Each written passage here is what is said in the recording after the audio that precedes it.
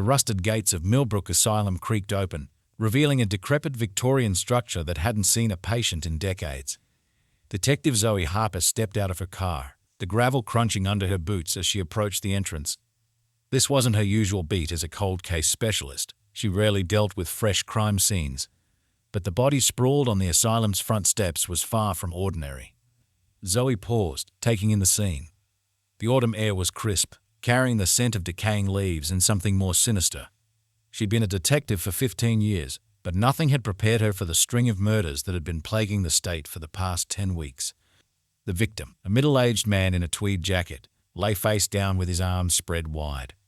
At first glance, it looked like he had simply collapsed, but the small, precise hole at the base of his skull told a different story. As Zoe knelt to examine the body, she noticed something odd clutched in the victim's hand, a faded playing card, the Jack of Spades. This was the 10th murder in as many weeks, each one more baffling than the last. On the surface, they seemed completely unrelated different victims, different methods, different locations across the state. But Zoe had a hunch they were connected, a hunch that had led her to take on this case personally. The first killing had been a drowning at a public pool, the victim found floating face down with the 10 of hearts tucked into her swimsuit. Zoe remembered the scene vividly, the chlorine-scented air, the eerie stillness of the water, the look of peaceful resignation on the victim's face. The second murder had been a strangulation in a library, with the victim positioned like he'd fallen asleep reading, the 9 of diamonds marking his place in the book. The quiet rustle of pages and the musty smell of old books had been a stark contrast to the violence of the crime. As Zoe mentally catalogued the crimes, she couldn't help but see the pattern, a deck of cards being played out in blood, each murder more elaborate than the last. The third had been a poisoning in a busy restaurant, the 8 of clubs found in the victim's soup bowl. The fourth, a hit and run made to look like an accident, with the 7 of spades left on the windshield. The fifth murder had been particularly gruesome, a young woman found in a park, her body arranged like a macabre piece of performance art, the 6 of hearts placed delicately on her chest. The sixth was a shooting at a golf course, the 5 of diamonds teed up next to the body. Lucky number 7 had been an electrocution in a bathtub, the 4 of clubs floating on the water's surface. The 8th, a fall from a high-rise building, with the 3 of spades fluttering down alongside the victim. And the 9th, just last week, had been a suffocation in a theater, the 2 of hearts tucked into the victim's playbill. But why? And more importantly, who was behind it? Each crime scene had been meticulously clean, devoid of any useful forensic evidence. It was as if the killer or killers were taunting them, leaving just enough clues to keep the police chasing their tails. Back at the precinct, Zoe's office walls were covered in crime scene photos and notes. To an outsider, it might have looked like the work of a madwoman, but to Zoe, it was a puzzle waiting to be solved. She had always had a knack for seeing connections others missed, a skill that had made her both respected and somewhat feared among her colleagues. As she added the latest victim's details to her board, Zoe's mind raced. The murders seemed to be escalating, growing bolder and more public. She studied the photos of the victims, a diverse group with seemingly nothing in common. A lifeguard, a professor, a chef, a taxi driver, an artist, a businessman, an electrician, a window washer, an actor, and now the man at the asylum who had yet to be identified. Zoe's phone buzzed, jolting her from her thoughts. It was a text from her informant, a former patient at Millbrook Asylum who now lived on the streets. He claimed to have information about the latest murder, but would only meet in person. Against her better judgment, Zoe agreed to the meeting. As she drove to the agreed location, an abandoned amusement park on the outskirts of town, she couldn't shake the feeling that she was walking into a trap. The sun was setting, casting long shadows across the cracked pavement of the parking lot. The informant, a jittery man named Eddie, was waiting for her by the rusted gates of the park. His eyes darted nervously, scanning the area as if expecting someone to jump out at any moment. As they walked among the decaying rides, he spun a tale that seemed too fantastical to be true. Eddie spoke of a secret society that had operated out of Millbrook Asylum for decades, a group that saw murder as a form of art. According to him, the recent string of killings was their magnum opus, a grand performance designed to captivate and terrify the public. Each murder was meticulously planned and executed by a different member of the group, showcasing their unique skills and styles. Zoe listened skeptically, but couldn't deny that the theory fit the evidence. It would explain the varied methods and the apparent lack of connection between the victims. But something still didn't add up. Why the playing cards? And why now, years after the asylum had closed? As they neared the center of the park, Eddie suddenly grew agitated. He pointed to an old funhouse, its mirrors cracked and clouded with age. "That's where they meet," he whispered, his eyes darting nervously. "That's where you'll find your answers." Before Zoe could question him further, a shot rang out. Eddie crumpled to the ground, a small red hole blossoming on his forehead. Zoe drew her weapon, scanning the area for the shooter, but saw only shadows and decay. The sound of the gunshot echoed through the empty park, followed by an eerie silence. Heart pounding, Zoe approached the funhouse. The door swung open with a mournful creak, revealing a maze of warped mirrors and faded carnival props. As she made her way through the twisting corridors, distorted reflections of herself stared back, each one seeming to mock her efforts to unravel this mystery. At the center of the funhouse, Zoe found a room that took her breath away. The walls were covered in newspaper clippings, photos, and handwritten notes, a timeline of murder stretching back decades. In the center stood a table, and on it, a deck of cards. As Zoe examined the room, the pieces began to fall into place. This wasn't just about the recent killings, it was about all of them, every unsolved murder in the state's history. The playing cards were a code, each one representing a specific type of killing. But why leave them at the scenes? Why risk exposure? The answer hit Zoe like a thunderbolt. They wanted to be caught. This was all an elaborate game, a challenge to see if anyone could connect the dots and uncover their twisted legacy. A noise from behind made Zoe spin around, gun raised.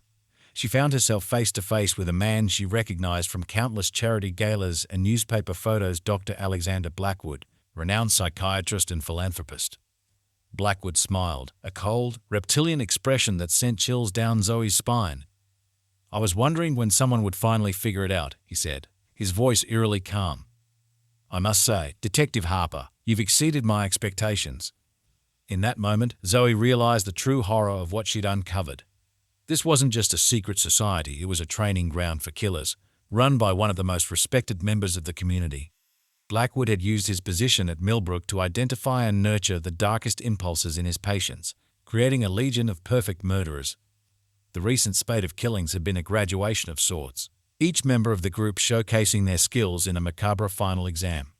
And now, Zoe had stumbled into the middle of their celebration. As Blackwood monologued, reveling in finally having someone appreciate the scope of his work, Zoe's mind raced. She knew she was outmatched even if she could take down Blackwood. There was an entire network of killers out there, potentially including some of her own colleagues. In a desperate gamble, Zoe decided to play along. She expressed admiration for the intricacy of the plan, asking questions about how it all worked. Blackwood, his ego inflated by her apparent interest, began to reveal more details about the organization and its members. He spoke of how they had infiltrated every level of society: law enforcement, politics, healthcare, education. The killings were just the tip of the iceberg, a way to keep their skills sharp and recruit new members.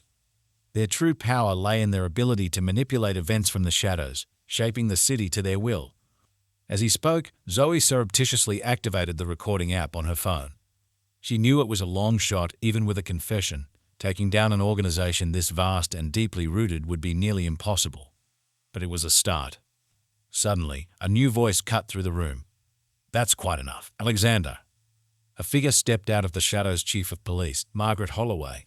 Zoe's heart sank. If the chief was involved, how deep did this conspiracy go? But to Zoe's shock, Holloway wasn't there to help Blackwood. In a swift motion, she raised her gun and fired, hitting Blackwood squarely in the chest. As he crumpled to the ground, Holloway turned to Zoe with a grim smile. "I've been trying to take down this organization for years," Holloway explained, her voice tight with emotion.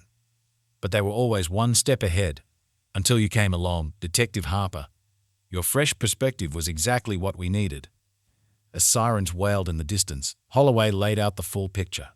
She had been working undercover for years, slowly gathering evidence against Blackwood and his followers. The recent killings had been a desperate attempt by Blackwood to re-establish control over a fracturing organization. In the days that followed, arrests were made across the state. Respected community leaders, law enforcement officers, and medical professionals were exposed as part of the killing network. The public was shocked, the media was in a frenzy, and the justice system was in chaos. Zoe found herself at the center of a storm, hailed as a hero by some and viewed with suspicion by others. As she dug deeper into the evidence collected from the funhouse, She uncovered connections to cold cases dating back decades. Families who had long given up hope of finding answers were finally getting closure. But the work was far from over. For every member of the organization they arrested, Zoe suspected there were others still hiding in plain sight. She became obsessed with rooting out every last one, working long hours and following even the faintest of leads. The case had taken its toll on Zoe. She found it hard to trust anyone, always looking for hidden motives or signs of deception. Her personal life suffered as she poured everything into her work, determined to see this through to the end. As the trials began, Zoe was called to testify again and again. She recounted the details of her investigation, faced cross-examination from desperate defense attorneys, and watched as the full scope of the organization's crimes came to light. But even as justice was being served, Zoe couldn't shake the feeling that they had only scratched the surface. The playing card murders had been solved, but they had opened the door to a much larger conspiracy. 6 months after the arrest of Blackwood, Zoe received an anonymous package. Inside, she found a single playing card, the ace of spades. A chill ran down her spine as she realized the game wasn't over. It had only just begun. For Zoe, the case brought a mix of triumph and disillusionment. She had solved the mystery, but the cost had been high. Her trust in the system had been shaken to its core, and she knew that some members of the organization had likely slipped through the cracks. As she stood in front of the now condemned Millbrook Asylum, watching as evidence teams combed through decades of secrets, Zoe made a decision. She would not stop until every last member of this twisted group was brought to justice, no matter how long it took or where it led her.